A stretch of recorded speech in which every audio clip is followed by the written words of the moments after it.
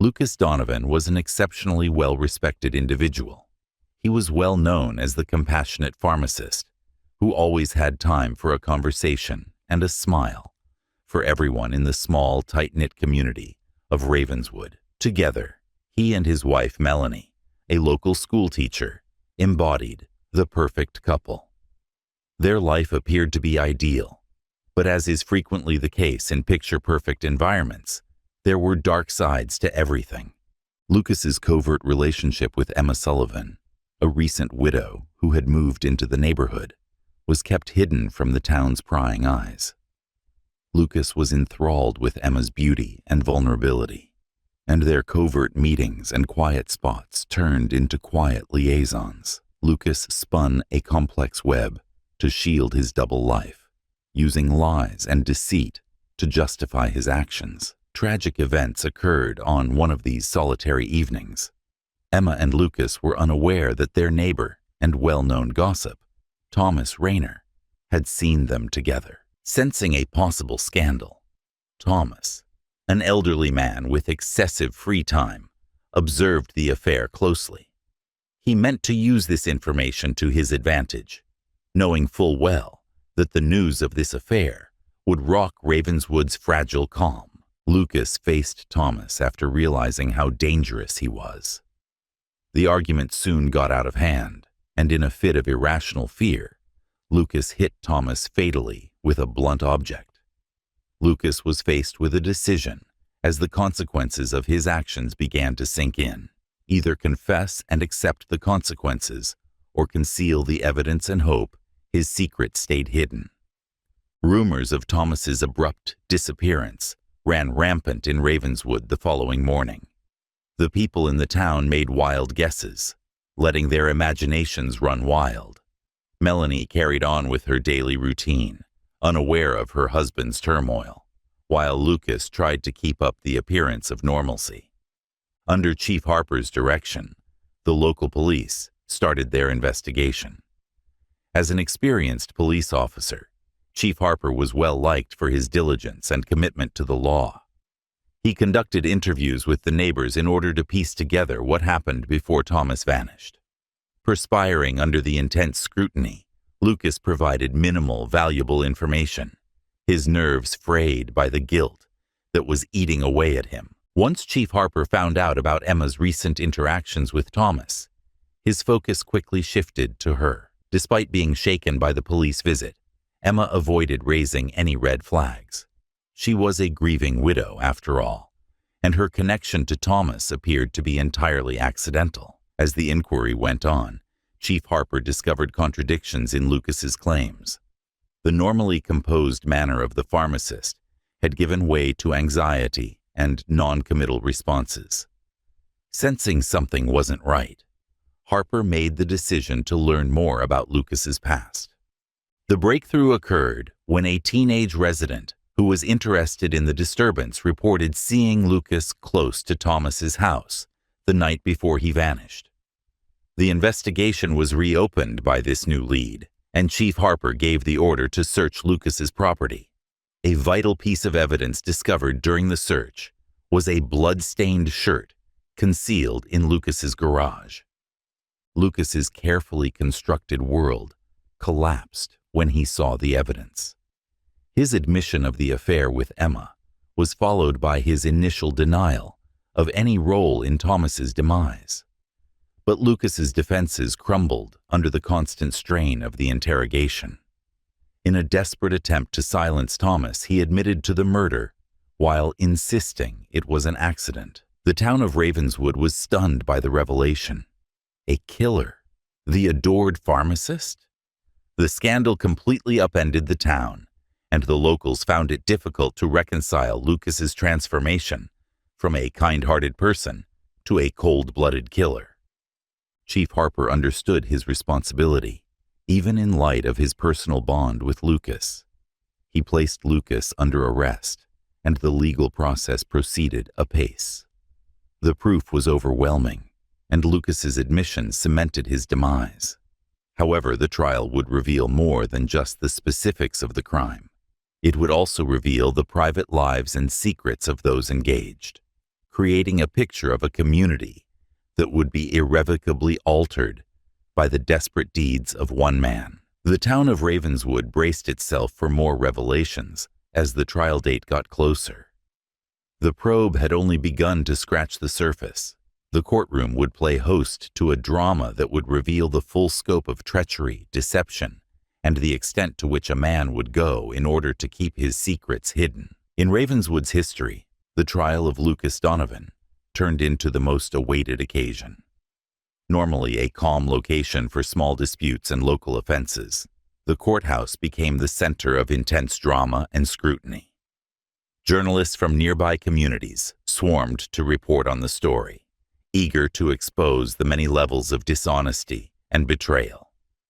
District Attorney Janet Moretti, a strong woman renowned for her unwavering pursuit of justice, oversaw the prosecution.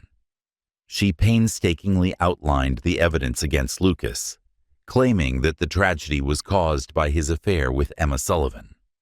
Lucas was portrayed by Moretti as a man driven to the point of desperation, ready to kill in order to keep his secret. Richard Blake, Lucas's defense attorney, was up against it.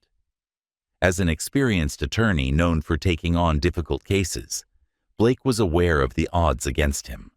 His plan rested on presenting Lucas as an inherently moral man who had erred horribly during a panic attack.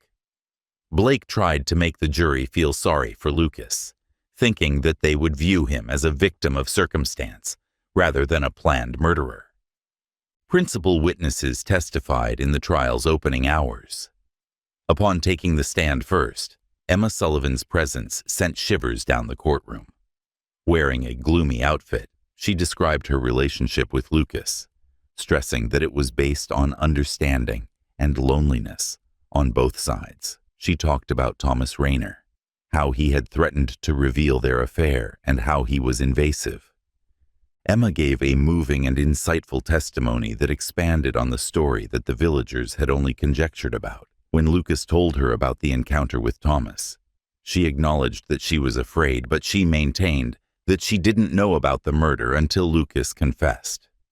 Despite the jury's continued disagreement regarding her involvement in the events, her calm under cross-examination added credibility to her story.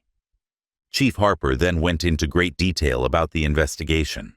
He explained the chronology, the finding of the blood-stained shirt, and the contradictions in Lucas's first admissions. In sharp contrast to the emotional testimonies of the previous witnesses, Harper's testimony was methodical and precise. The most incriminating proof came from forensic specialists who connected Lucas's shirt's blood to Thomas Rayner. This was portrayed by the prosecution as unquestionable evidence of Lucas's guilt, reinforced by his admission made during the police interrogation.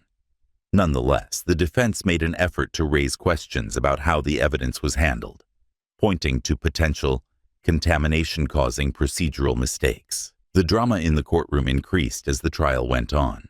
Both Lucas and Thomas's friends and acquaintances testified, providing details about their personalities and relationships. What was revealed was a complicated picture, full of contradictory feelings and latent grudges. Lucas's wife, Melanie Donovan, sat through the proceedings in silent agony, her calm exterior belying her internal turmoil. Richard Blake unexpectedly asked Lucas to take the stand. Although it was a bold move, Blake felt that it was essential to humanize his client. Lucas gave an honest and moving testimony. He talked about how he first became attracted to Emma, how much he regretted having an affair, and the fateful night he confronted Thomas. Lucas characterized the encounter as an accident, a fit of irrational fury that resulted in an unavoidable catastrophe. "I never intended to kill him," Lucas sobbed, his voice breaking. "All I wanted to do was frighten him into stopping, but things became uncontrollable. I had no idea what to do. I became frightened." There was this silence in the courtroom as Lucas's words weighed heavily on the air. The jury members were closely observing, their faces displaying a mixture of sympathy and doubt. Blake's risk seemed to have paid off because Lucas's regret seemed to touch a few jurors. In closing remarks, Janet Moretti emphasized the seriousness of Lucas's actions. She asked the jury to take into account the facts and the community's reaction to Thomas's passing. Moretti contended, this was not just a tragic mistake. The purpose of the act was to quiet a man who had too much knowledge. It is necessary to hold Lucas Donovan responsible for his deeds. In response, Richard Blake asked for forgiveness. He highlighted Lucas's love for his family, his community service, and his sincere regret. We are all capable of making terrible mistakes, Blake stated, but we also have to acknowledge that people who make mistakes are human. Donovan Lucas is not a monster. He is a man who has become lost. Please look for the person responsible for the crime. Tension was evident during the jury's hours-long deliberations. Ravenswood residents held their breath in anticipation of the decision that would either exonerate or absolve one of their own. The jury finally reappeared, their expressions serious. After clearing his throat and giving the verdict, the foreman stood, guilty of manslaughter. There was a mix of gasps and murmurs in the courtroom. With tears streaming down his face, Lucas bowed his head. The judge struck a fair balance between justice and mercy when she handed down the sentence. 15 years in prison. The villagers considered the trial that had exposed their darkest secrets and tried their forgiveness as Lucas was being led away. Though Ravenswood would never be the same after tragedy, maybe it could find a way to move past it. Ravenswood struggled to deal with the fallout from Lucas Donovan's conviction in the days that followed the trial. The trial's scars could be seen everywhere, and the town's sense of community had been completely destroyed. Residents were whispering to each other and having quiet discussions as they attempted to process what had happened. Now that she was aware of her husband's terrible behavior, Melanie Donovan drew sympathy as well as contempt. While some saw her as a victim, caught in the web of deceit and treachery, others wondered how she could have remained ignorant of Lucas's affair and subsequent crime. But Melanie didn't waver in her resolve. She kept on teaching at the neighborhood school, her presence a silent monument to fortitude and tenacity. Emma Sullivan also discovered herself in a challenging situation. Her personal grief and the intricacies of her relationship with Lucas had come to light during the trial. In order to start over somewhere new and free from the heavy shadows of the past, she made the decision to leave Ravenswood. Reactions to her departure were divided. While some accepted that she needed to move on, others interpreted it as an admission of guilt and cooperation. Chief Harper was praised and chastised for spearheading the investigation that revealed the town's secrets. Even though he had fulfilled his obligation to see that justice was done, he still felt uneasy. Harper was aware that restoring the community's trust would require time and effort, as the case had exposed its vulnerability. For his part, Lucas Donovan's prison days were filled with introspection and regret. Though he never expected forgiveness, he expressed his regret and sadness in letters to Melanie. Lucas participated in prison programs during his stay there, trying to make up for his transgressions in any little way he could. He was always reminded of the consequences of his actions by the weight of Thomas Rayner's death, which hung over him. The healing process was neither quick nor easy, but it started slowly for the town of Ravenswood. Thomas's memorial service was held at the local church. It was a solemn occasion that united the community in shared grief. Allowing the town's residents to grieve and remember the man whose life had been cut short was a step toward closure. Ravenswood saw changes in the months that followed, changes that were indicative of the town's recovery. Once clouded by mistrust and suspicion, community gatherings began to reclaim their former warmth and togetherness. Families recently moved in, bringing with them hope and new life. Even after such a significant upheaval, the town was able to rebuild and proceed, demonstrating its resilience. Melanie and Chief Harper developed a strange friendship in the midst of these shifts. Respect and understanding were built on their shared experiences from the trial and their shared goal of bringing Ravenswood's normalcy back. Harper would frequently show up at Melanie's door to talk about local issues and lend a hand. After initially focusing on practical matters, their discussions evolved into more in-depth analyses of redemption, forgiveness, and the ability of humans to change. Many in the town were motivated by Melanie's strength. Her choice to remain and carry on with her work at the school came to represent fortitude. She planned outreach initiatives for the community with the goal of restoring unity and trust.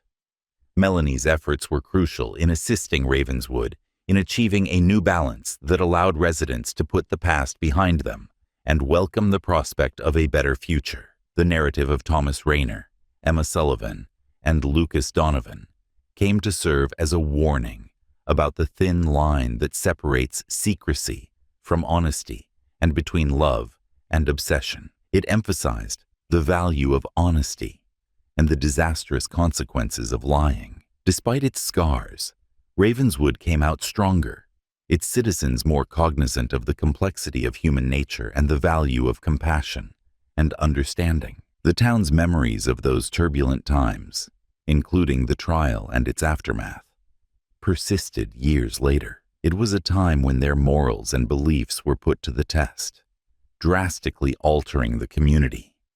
They had to face painful realities as a result of Lucas's crime, but it also made them appreciate their relationships even more. Ultimately, Ravenswood managed to respect both its history and its future. After being tarnished by scandal, the town was transformed into a place where people tried to improve and learned from their mistakes. It served as a monument to the human spirit's tenacity and the eternal force of atonement and forgiveness.